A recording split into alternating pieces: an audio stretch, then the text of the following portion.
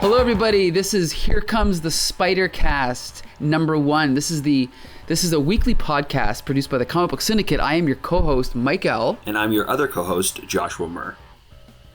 Excellent. And so this is joining two other podcasts we produced. One is Flea Market Fantasy, focusing on random Bronze Age comics, and the other one is Quasar Chronology, focusing on the chronological appearances of the superhero Quasar. This one is dedicated strictly to our favorite superhero, Spider-Man, specifically focusing on the 1980s decade. Right. And the reason that we're not exactly starting at January 1980. We're actually starting in June 1980, and the reason that we are starting there is because I thought it would be good to start with the tenure of the writer Roger Stern, which actually coincides with the first month of Denny O'Neil taking over the editorial reins of Spider-Man. And so before we go any further, Josh, I would like to know why you love Spidey. Ooh, okay. I love Spider-Man because he was one of the first heroes that I read in comics as a kid. And what I like about him most is that he has everyday issues like every other person, where a lot of the other superheroes, they kind of have like this like fantastical life where Peter Parker still has to go home and deal with acne and girlfriends breaking up with him and, you know, taking care of his aunt and trying to get the rent in on time. That's absolutely really what I like about Spider-Man. That's word for word exactly why I like him. Yeah. And, you know, I've been reading a lot of Superman and Batman lately, and I think the impression I get is that they're more like Greek gods. Mm-hmm. You know, Superman is all powerful. He has a fortress of solitude. You know, he comes from another planet, kind of an exotic background. Batman is a millionaire. Batman has the Batcave and all of his gadgets. Peter Parker is poor. He's always struggling for money. He doesn't have an elaborate headquarters, right? Right. He doesn't have. I mean, he's originally depicted to be sort of average looking, and so yeah, I think the feeling I get is it's almost like Superman and Batman are like rock stars, or they're almost like Elvis or something, and Peter Parker is more like I don't want to say a punk rocker, but like a garage rock kind of like, you get the feeling that you could be him. Right. Whereas with Superman and Batman, they're so beyond anything that we could ever be. You know, like that I do love them, but I can't relate to them as much. Yeah, I completely agree. And, you know, I was a fan, like the first Spider-Man comic I ever bought was actually Peter Parker, The Spectacular Spider-Man number 57, I think. Okay. And that, coincidentally, it was written by Roger Stern. And so growing up, I kind of always had his name in the back of my head. Like, I enjoyed his run on Avengers. I enjoyed his run on on Superman. Now, were you ever a Roger Stern fan? Yeah, I also kind of grew up reading his run because that was really my first kind of Spider-Man comic is the Roger Stern run, and that's because my dad used to collect them. So he has like a bunch of long boxes that, you know, he just kind of let me have at, and I absolutely fell in love with comics and Spider-Man through reading the Roger Stern run of Spider-Man. So excellent. Yeah. Now here's the funny thing is that when I was a little kid, I couldn't articulate this, but in my head I thought every comic is great, every writer is great, every artist is great. But as the years went by and I would sort of reread my stack of comics, of randomly numbered comics, I never got 2 comics in a row of any one series. One of the things I noticed is that I did enjoy rereading the issue of Spectacular I had by Roger Stern a lot more than I did the issue of Amazing Spider-Man I had. And it wasn't until I was older that I realized, well, the Amazing Spider-Man comic I had was written by Denny O'Neil. Now, no offense to Denny O'Neil, but that made me a little bit suspicious of him despite his reputation as this great writer. And as the years have gone by, I've kind of grown to dislike Denny O'Neil's writing. And we're definitely going to cover some of his stories coming up soon in this podcast. I don't know if you have an impression of Denny O'Neil going in. Like, are you familiar with his work? I'm a little bit familiar, but I don't have too much of an impression. Okay. I mean, he's most famous for he first became famous by sort of helping reboot Batman with Neil Adams in like the late 60s and early 70s. I think he might have been the first ever person to work at Marvel after Stan Lee and Jack Kirby rebooted the company in the early 60s. I might be wrong about that, but he was very young at the time. He had a job briefly for like a couple weeks, and then he went to work for DC, I think. I'm pretty sure that's the case. But anyway, and then he also became famous for the ill-fated reboot of Wonder Woman, where he gave her white sort of jumpsuit. Okay, it took away all her powers. Remember that? Mm-hmm. Yeah. And then time goes by, and at this point, he's back at Marvel. He had done a few other assignments, and now he's the editor of Spider-Man. And so I guess one of the first things he did was he hired Roger Stern to take over Spectacular Spider-Man. So we are starting here. We're starting in July 1980, but we also threw in Spectacular number 43 because that was the month before in June 1980. Mm-hmm. So the plan for this podcast is to, at the very least, we're aiming to cover up until, I mean, who knows, depending on how things go, I'd like to at least get into the point where they're married. Maybe, and then see how things are going, see if people are enjoying the podcast. I'd like to go at least to that point, possibly farther. But as you can see by the glorious image that's sort of the general thumbnail for our podcast, we are going to be getting to the black costume, which I'm really excited about. Yeah, that's going to be a lot because that's of fun. Around the time. Yeah, it's going to be great. That's around the time that I sort of started buying Spider-Man. So that it's a very, it sort of defines the decade as, the decade where he eventually got his black costume, and he had it for a few years. Okay, so anyway, other than that, I think we're ready to start talking about these comics. And so now I don't know which order you read them in, but I'd like to start with Peter Parker, number 43, if that's cool. Okay, yeah. And I've got that one. Now, I read these. I've got a really cool trade paperback called Marvel Visionaries, Roger Stern, Spider-Man, Volume 1. And it starts out with Amazing number 206, but like I said, we're going to read Spectacular 43 first. And so I read mine on nice, not shiny paper, but nice thick white paper with the nice, somewhat original color scheme. Right. You read yours digitally, right? Yeah, I read mine digitally on the Marvel Unlimited app. Okay. Pretty cool. I'm going to have to get into that eventually. But so basically, going into this issue right away, the first thing I love about it is that Peter Parker is a student. Yeah. That's something that I really kind of miss a lot of times in like a lot of the different adaptations of Spider-Man is like his student life. Right. I mean, more so in the movies, I think that you kind of get less and less of that. To focus more on the the superhero side of him. So seeing him like right away starting off in school was really fun. So there's this ongoing debate about whether or not Spider-Man should age, whether Peter Parker should age, blah blah blah. Mm-hmm. I think the great thing about keeping him in college is that it's one thing to say that Peter Parker is in grade 10 for the rest of his life, right? But it's another thing to kind of to appease those people that insist that it's somewhat realistic passage of time. I mean, you can be in college forever, right? Yeah. You can be a part-time student. You could be getting 2 credits per year. Who cares, right? But I just love that idea of seeing him in class and having new classmates every year, having a different girlfriend every year, and have him. Because the cool thing is when I started reading Spider-Man, he was in college, and as a kindergarten student, at least you can relate. You can be like, okay, he's in school, I'm in school. Right? So, yeah, it is, and you feel the same way. Yeah, oh yeah, for sure. As a kid, it was really cool to see a kid go from being this teenager in school to, putting on the costume and fighting crime. Mm-hmm, like, and especially since when he puts on the costume, anybody can be under that mask, right? So it really felt like anybody could actually do this. If this kid, this nerdy kid in school who's having girl problems can go out and fight crime, then why couldn't I? So it's just so relatable, and that's, I think, a lot of the charm of Spider-Man for me. And I think that's also why he's been so successful and is as big as he is now. I think you're totally right. I think that's it.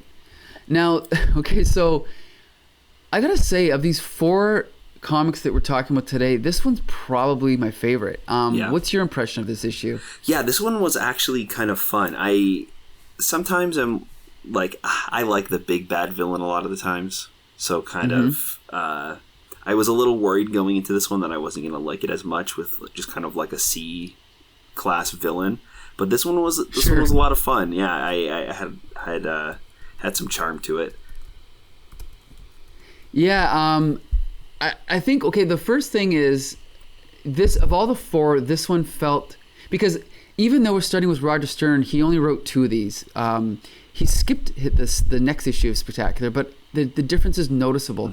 I feel like his characterization is more what I feel Peter Parker is. You know, the dialogue was more closer to what Peter Parker is. I can completely agree with that.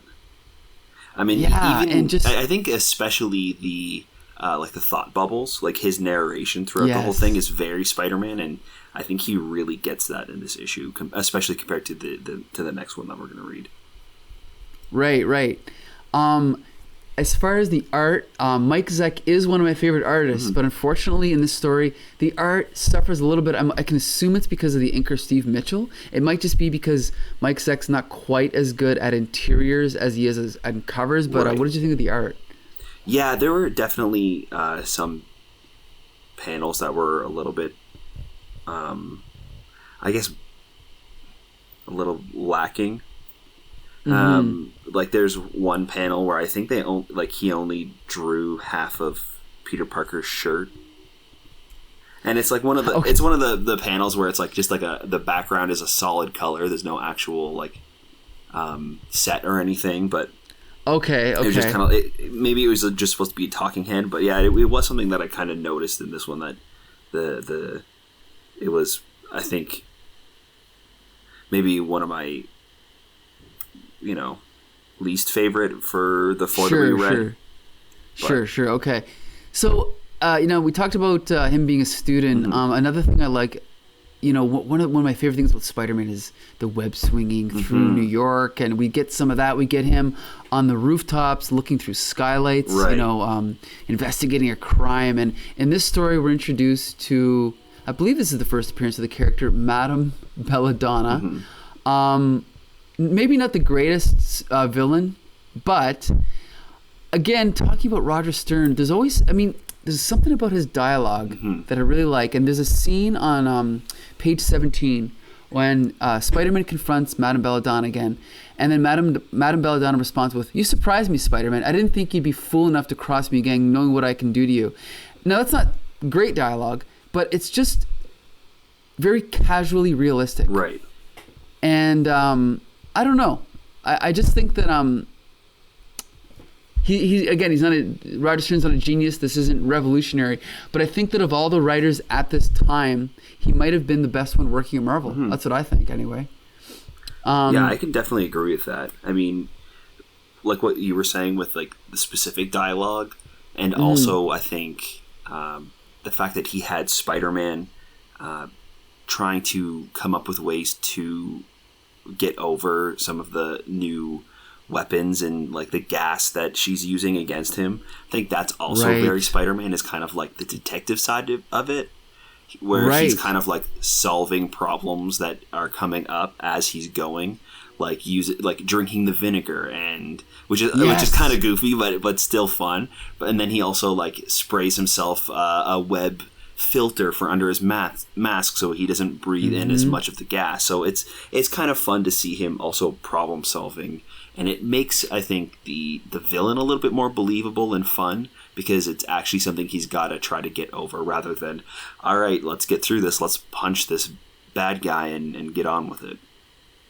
That's a great point, because I think if this was a 1980 Batman story, he'd probably have some bat gadget that would get him out of a situation. If it was a 1980 Superman story, he'd probably use his powers in almost like a Deus Ex Machina way that would just solve the problem. Right. Whereas Peter Parker, because Peter Parker is also a science student, right? Or whatever. I'm not sure if it's chemistry or whatever he is, but the point is that he figures out the problem by using science, right? Yeah. And it shows that he's smart, but he doesn't have the wealth or the resources. So everything's kind of handmade, right? Like he makes the web himself out of his webbing. Yeah, he even mentions the mask. Yeah, he even mentions in this issue that he wish he had enough money to just buy a gas mask, but he had to kind of improvise and make one on his own, which is so fun. Yeah. Now, the other really important thing about this issue is that this is Roger Stern's first Spider-Man story. It's also the first appearance of Roderick Kingsley, who the casual, listener might not really know of, but through retcon, not through retcons, but through the correct revisions of history, we find out that Roderick Kingsley is in fact the Hobgoblin. Right. Which I'm sure you're familiar with this, yes. right? Yeah. Okay. Because, I grew up with the Hobgoblin. As far as I was concerned, the Hobgoblin was Ned Leeds. But then maybe 10 years after the big revelation, Roger Stern came back and did a story called, what was it? Hobgoblin Lives, I think. And that's where you find out that his original intention was for Roderick Kingsley to be the Hobgoblin. So what is your impression of this character in his first appearance here? In his first appearance here, he's a little goofy for sure. I mean, so they kind of introduce him as like this fashion designer that's stealing a bunch of ideas from other people. And he's, spindly and, ganky. It's kind of how they describe him and show him. And he's kind of like a little weasel almost. He like immediately gets mad at Spider-Man for saving him in a very J. Jonah fashion. So yes. He is kind of like weaselly and like almost like a little pest almost in this construction. So I get a lot of my facts from a great website called marvel.fandom.com. Okay. /wiki/Peter Parker's Spectacular Spider-Man. But one of the notes they have here is that Roderick Kingsley was supposed to be gay. So it says here that Peter sees Roderick out with a centerfold model and remarks that he never figured Kingsley for a, quote, ladies' man. And then it says, at the time the story was published, openly gay characters were not featured in comics, as those were the sensibilities at the time of publication. So I don't really know if it's pretty obvious from reading the story that that's how he's supposed to be depicted. Right. But I don't know if it was ever open or if it was just hinted at. But I don't know. It's like, now that you know that, does that seem obvious to you, or? I guess so. I mean. Maybe if they were going for like a stereotypical kind of depiction, maybe, but I think that maybe at the time it would have been obvious, but sure, yeah, I guess you're right. It's like it was a more narrow. There was a more narrow field of, I guess you could say, stereotypes. Right. So that because today anybody can, have any type of personality, right? It doesn't. Right. It does kind of feel like a very narrow vision, like short-sighted way of creating a character. Sure. So maybe I just didn't pick up on that right away because of that. Just kind of thinking of like not knowing that information prior, and then kind of having, I guess, more of an open mind today rather than compared to people in the 80s, but. Absolutely, yep. Now, the other thing I want to point out with the story is I really like how at the end of the story, and Peter Parker points it out, but it's still cool. He says, in the last panel, he says, "Oh, well, at least I stopped Bella's gang, and I do have a sample of her gas, so I don't have to worry about my webbing falling apart again." And then at the very end, he says, "Great, just great. I must be the only guy in town who can win and lose at the same time." It's that classic Stan Lee ending, right? The Peter Parker luck. I mean, I just love the fact that he doesn't get a clean victory. It's so cool, eh? Yeah, it's a lot of fun. So overall, again, this is June 1980, and, late Bronze Age, I guess you could say. But, do you think this is a good place to jump in to 80s Spider-Man? Yeah, I think so. I think if it's a good place for anybody to jump in. I mean, Roger Stern is really great. This is a really great example of who Spider-Man and who Peter Parker is. So yeah, I would like if somebody were to say, yeah, I'm going to start at this point. I would say that's great. Yeah. It's an excellent point. And unfortunately, this era of Spider-Man doesn't get as much attention as obviously the Stan Lee stuff in the early days, or even like, people still talk about the Clone Saga and Carnage. And a lot of times this era, it's almost sort of low key because like we talked about, there isn't a big A-list villain, right? There isn't a big event storyline. It's just a really kind of low key story. But it does introduce Roderick Kingsley, and so for that reason, it's really important. All right, and the next comic that we read was The Amazing Spider-Man number 206. It was July 1980. This one was also written by Roger Stern, I thought that this one was pretty average. Sure. This one didn't really stick out to me as one that was really great, but I also wasn't like upset by it by any means. It was just like, it was a comic. It was okay. Well, here's the other thing is I did a little bit of research, but to be honest, when I'm reading these monthly comics or when I'm reviewing them, I actually want to go in blind because I want to be like a reader coming in off the street and just picking up this issue.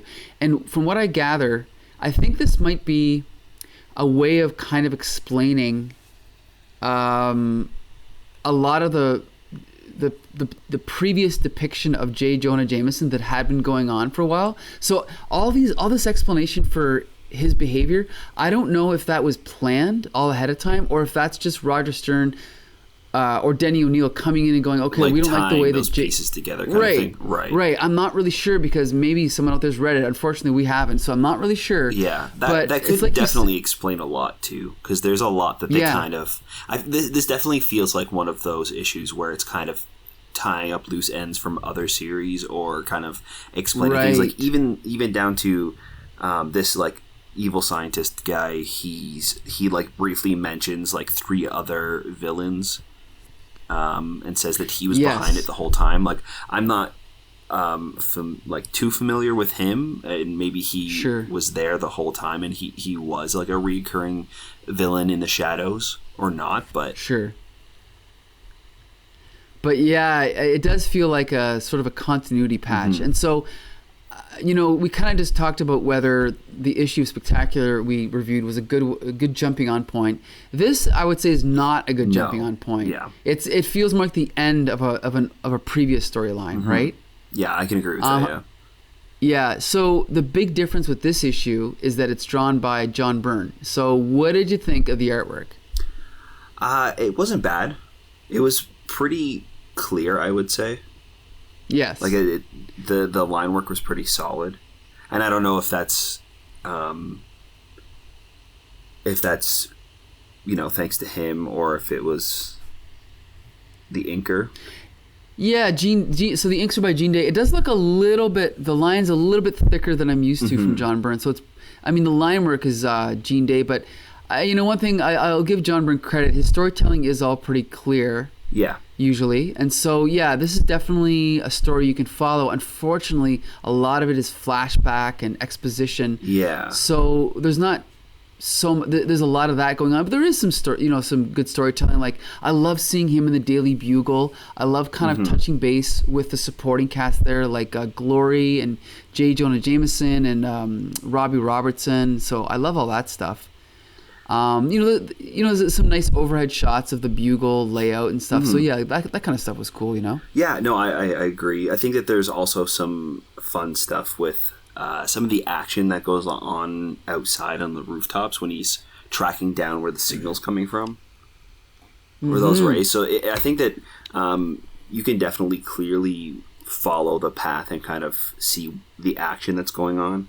Particularly on page 11 for me. It might be 10 for you, I'm not quite sure, but 11 on the Marvel Unlimited app. It's when when Spider-Man is right up at the water tower on the roof. Yes. Yeah, he's got like it's starting to get really strong, and he gets knocked out for a second, and you can see in that first panel like the pain, and then in the second one you see him grab onto the ledge, and the third one lift himself up and then start running towards the water tower in the next. And I think that action really kind of flows nicely together.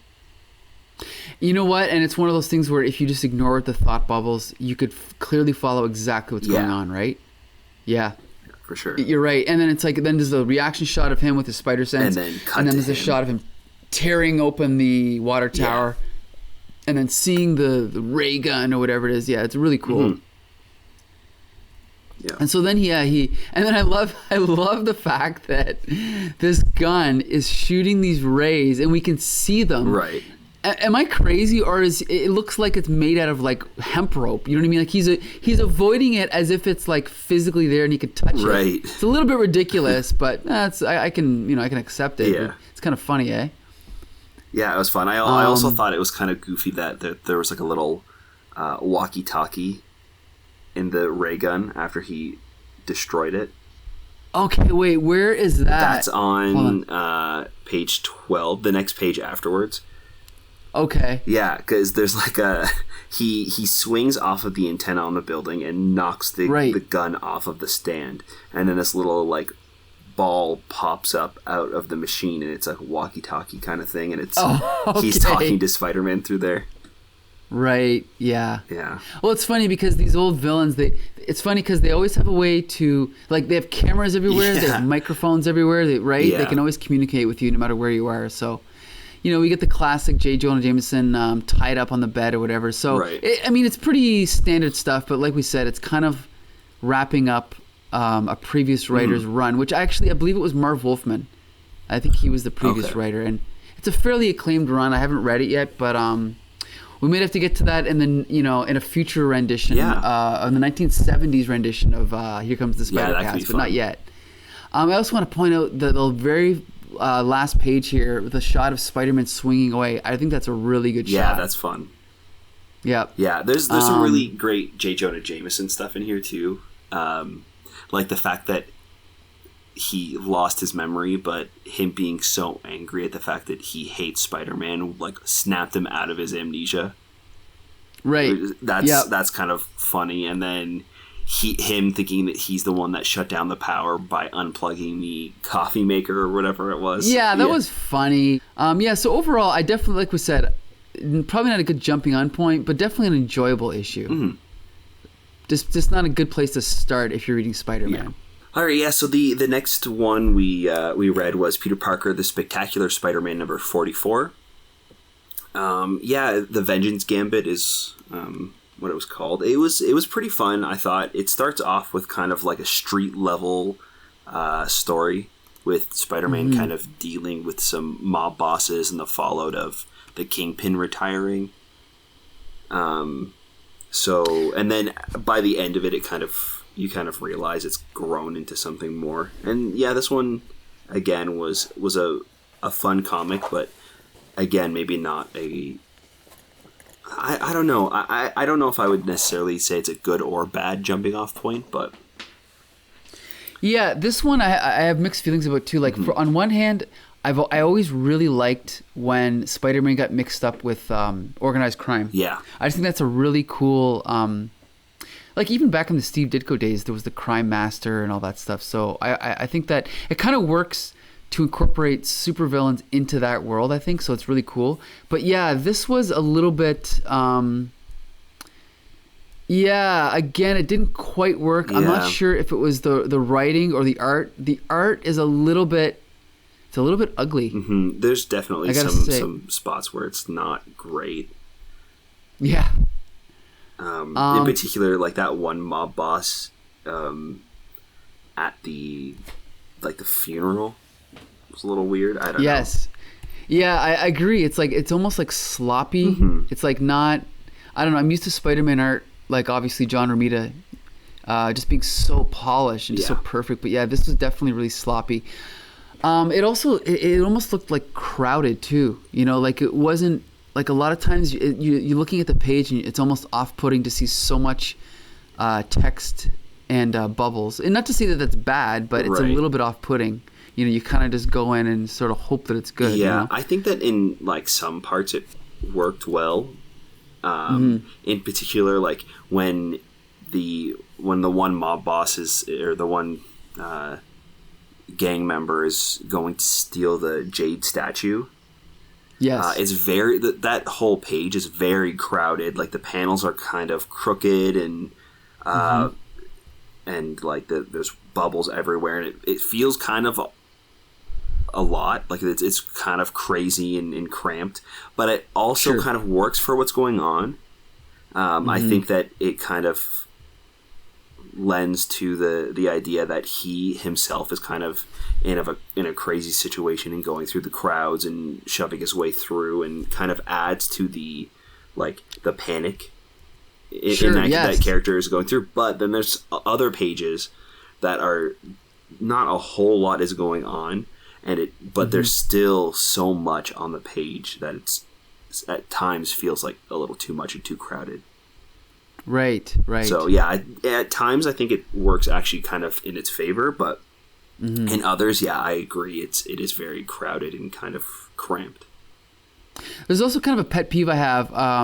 For example, on page 10, I really don't like it when a large panel is covered up with like three with smaller. Yeah, like it's one thing if you have like say one, but the way this one's done, it just to me it affects the composition of the main big panel. When you what is this, like an S-shaped panel? You know what I mean? Yeah. Like it's just kind of awkward. Like I don't know. I just don't know if I see the advantage of doing it that way. Yeah, I agree with you, because I think that it works really well for like transitioning from like, you know, the small panels on top of the big panel, if it's something that connects, but it really feels disconnected in this case, because you have him like showing off and, you know, showing how strong he is, and he's just kind of, you know, chopping these bricks, I assume, or like planks of wood or something, and it's just kind of over top of this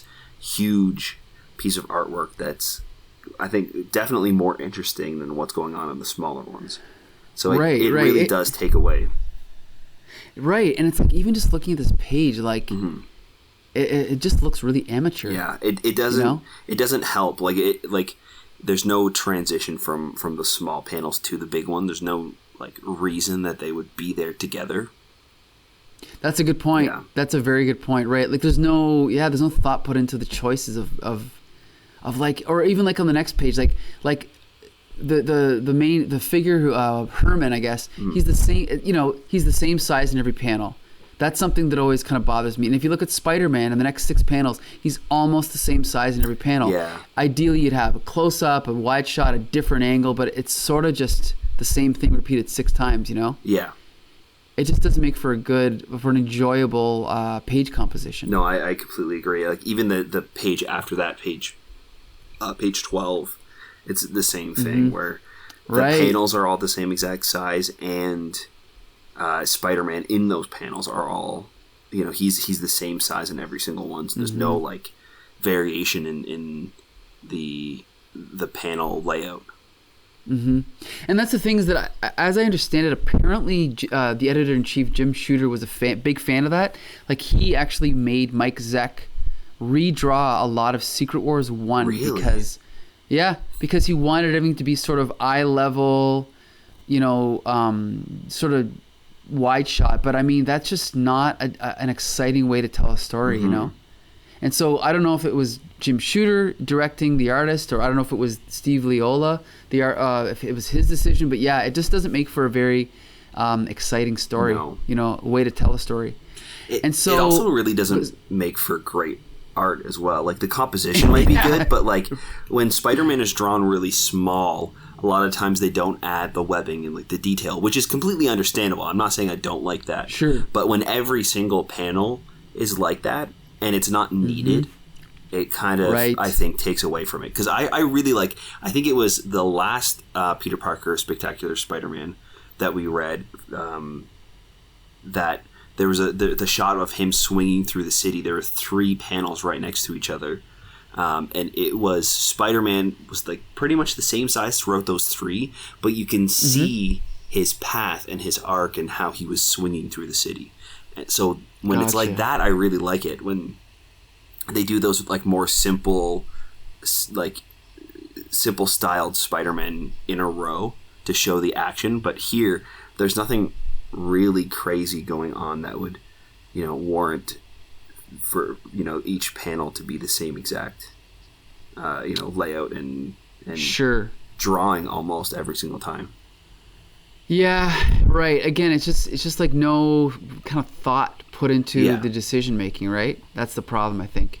I mean, now getting back to the story quick, there is a really cool scene at the end of Spider-Man sort of being locked in this coffin. Yeah.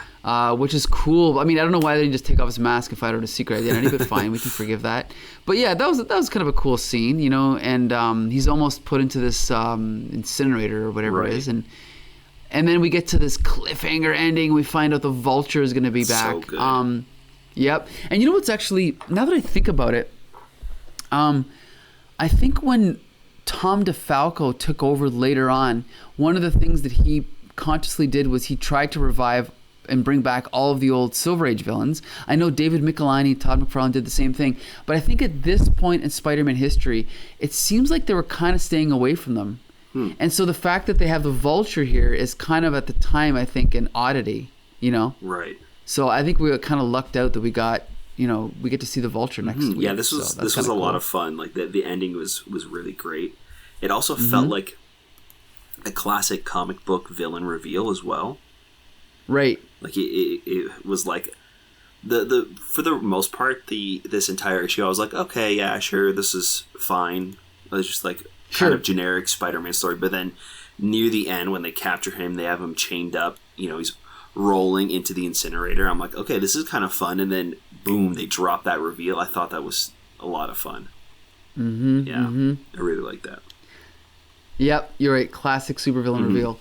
Now, here's the other interesting thing about Spider-Man at the time. He did have 3 monthly titles, and so it is really hard to navigate the continuity and sort of because from Amazing to Spectacular to Marvel Team Up, there's really almost no way to figure out what order to read them in. And so with that, we come to our next comic, which is Marvel Team Up number 95, that has nothing to do with this story. Right. But that's okay. Okay, so next up is Marvel Team Up number 95, Spider-Man and Mockingbird. So again, this is kind of cool because kind of just an arbitrary starting point for reading Marvel Team Up, but we get the first official appearance of Mockingbird. Right. Are you familiar with Mockingbird? A little bit, and she was, I think, part of the Agents of S.H.I.E.L.D. comic for a bit. Right. And that's where I know her from.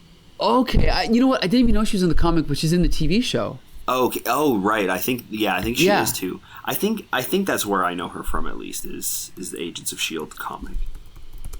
Oh, okay. See, I completely, I lost track of a lot of the newer comics, so I can't remember her name. I'm just going to look her up as we're sitting here. What is her name? Oh, right. Adrian Palicki? I think that's how you pronounce her name. She's also in, of course, The Orville. She's great actress. Do you watch The Orville? No, actually, I haven't. But I heard that it's fun. It's really fun. Yeah, I think you should give it a chance. Yeah, she's excellent in both of those shows. Okay, great. So anyway, Marvel Team Up. I got to say, jumping into this issue, it's written by Stephen Grant, who is sort of most famous for doing the Punisher miniseries, as well as a bunch of other things. And it's drawn by Jimmy Janes and Bruce Patterson. And I have never heard of Jimmy Janes before this comic. Neither have I. Yeah, I have no idea who that is. But it's funny, and I don't know if it's the inking, but I gotta say the art, this opening splash page is great. I think the rest of the art, it's not great, but at least it's clear and it's neat, And the inker Bruce Patterson, I believe he's also the one that worked with George Perez on Wonder Woman, but he gives it a really nice polish, which is something we didn't have in the last issue of Spectacular, right? That inking was really messy. So yeah, I really enjoyed the art on this one. I mean, it wasn't spectacular art, but it was really clear art, so I really liked it. Now the story by Stephen Grant, I guess if I could summarize it, I would say, because it's kind of to give a quick rundown, basically Spider-Man meets Mockingbird, then he's introduced to the new director of S.H.I.E.L.D., who's also with Colonel Fury. We find out Colonel Fury is a decoy, then we find out he isn't a decoy. Right. I think the plot is really good in this issue, but I guess the problem with it is that it really feels like it could have been any character, not necessarily Spider-Man, right? Right. Yeah, that... Like it's not really Peter Parker. It is Peter Parker, but there's not him in school. There's not him at the Daily Bugle, right? Mm-hmm. What did you think? Yeah, I agree with that, and I also think that like it kind of reminds me of like the Quasar comics we've been reading as well. Okay. Like those like that the Marvel 2-in-1 with the Thing in Quasar, it kind of had that feel to it, where they're in this like shield facility rather than Project Pegasus, and the characters don't really know where each other are at. So it's kind of like this, trying to figure out what everybody else is thinking and what their intentions are. Is this person good? Is she bad? It kind of had that same feel, and also too with the kind of hokey, bait and switch with Shield again. Like Fury loves to do those kind of fake outs.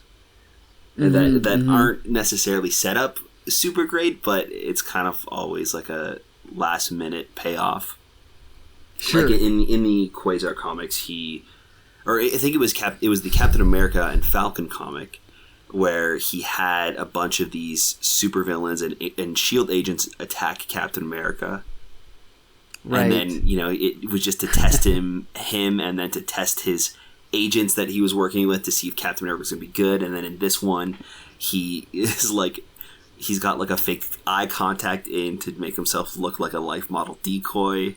Ridiculous, and then he just kind of takes it out last minute, like, guess what? It was me the whole time. Like, it's just those kind of like, Deus Ex Machina type reveals at the end. Like, there's nothing really hinted at it. I don't know. It's kind of a cheat. Yeah. Like, it'd be nice, you're right. It'd be nice if there was at least a hint of it, right? So you could kind of go back and, okay. And it feels like that happens a lot with S.H.I.E.L.D. and Nick Fury. Especially the comics we've been reading recently together. Like, it kind of feels like this is the pattern where S.H.I.E.L.D., there has to be some sort of twist. So what are we going to do? What's Nick Fury going to do now to kind of surprise everybody and surprise the reader? I also gotta say, it's such a strange, storyline, because I'm not overly familiar with S.H.I.E.L.D. at this point. I don't know quite what was going on, but the plot of this issue is that Mockingbird has all these secrets. Right. About S.H.I.E.L.D., and it's kind of funny because what ends up happening is she... Okay, so Nick Fury gives order. No, the other guy gives orders that if Mockingbird is found, she has to be shot on sight. Right. So even though she's now in the middle of a conversation, look, there she is. They shoot her with guns and almost kill her, and so now she has to be taken to the hospital. Right. Sir, we're sorry, but we had our orders. We were just I know. You was just doing your jobs. Like, it's a little bit over the top. Yeah, it's kind of violent. It doesn't really seem like there's a point to that either. The story's done. Right? Like, it just seemed like maybe in the next one it will tie in. I'm not sure if in the next Marvel team up it's going to be Peter Parker with Agents of S.H.I.E.L.D. and that story's going to continue or not. But yeah, it really did kind of seem random and kind of tacked on in the end. Yeah, and it's also funny that she's caught off mid-sentence. The evidence of corruption that S.H.I.E.L.D. is brada, and then she gets shot. So it's a little bit convenient. Yeah. Oh man, no, you idiots! Hold your fire. I don't know. It just seems like, obviously I know that maybe I'm being a little bit sexist because she's a woman, but I just can't imagine them just opening fire with machine guns on her just because they were ordered to. It just seems kind of ridiculous. Yeah, it does seem weird, but yeah, I'm not sure. And again, going back to what you were saying too before with like not knowing what was going on with S.H.I.E.L.D., like why like everybody's on edge and has these like weird orders. I don't know. I wonder if this was the moment where it was starting to be revealed that Hydra has infiltrated S.H.I.E.L.D., because even this guy, when he like takes off his or when he like shows up in like a green and yellow Hydra looking costume. Well, here's the thing though, correct me if I'm wrong, I don't even know if that was ever done in the comics until Maybe after not. the Winter Soldier movie. I don't think so. No, not as far as I know. Okay. So, I mean, I think there was always like the idea that there might have been some corruption, but I don't think it was directly said to be Hydra in particular. Hydra, yeah, exactly. So yeah, I think, to be honest, like, I've only read a handful of Stephen Grant stories, but this kind of reminds me of, I think from what I've seen from most of his work, he's really good at action. It's always really violent, but I guess not very fun, So I mean, maybe he was good at doing Punisher, but maybe he's not the right choice for Spider-Man. What do you think? Yeah, I think I can see that too, with how kind of this story leans a little bit more into like the dark, serious side. You don't really get a lot of the like fun, lighthearted Spider-Man moments. Not to say that every Spider-Man moment is light and lighthearted, but this, like, if this was a team up with the Punisher, I feel like it would fit more, because he definitely has more of that agent, like, very serious side to him. Like, even down to like what we were talking about before, with her just being gunned down at the end of the comic for no reason. Like, it doesn't feel like that would be in a Spider-Man comic. No. And this could, probably only be done in a Marvel team up kind of story. And yet the other thing I feel about this era, because I came into Spider-Man, I mean, like, I got really big around the time of the Hobgoblin sort of era. Right.